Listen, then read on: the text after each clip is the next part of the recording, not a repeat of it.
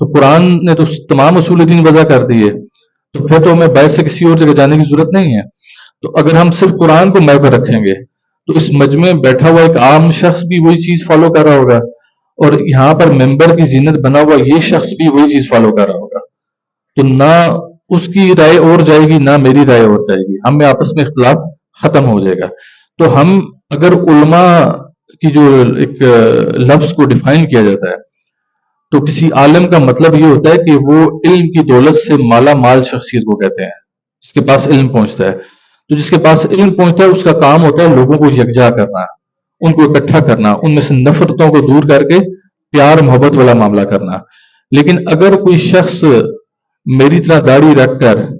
سر پہ کلا یا ٹوپی سجا کر ممبر کی زینت بنے، لیکن اس کے کسی وعظ و نصیحت کے بعد اس کے جانے کے بعد جانے کی دیر ہو اور پیچھے لوگ آپس میں لڑنا شروع ہو جائیں، تو پھر جان لے کہ وہ عالم نہیں ہے، وہ کسی مکتب کا ریپرزینٹیٹو ضرور ہو سکتا ہے، وہ کسی مکتب کی سربراہی ضرور کر رہا ہوگا یا اس کو لے کے آگے ضرور چل رہا ہوگا، لیکن وہ کبھی دین کو لے کے آگے نہیں چلے گا، تو دین نے مکمل طور پہ اس کی نفی کر دی۔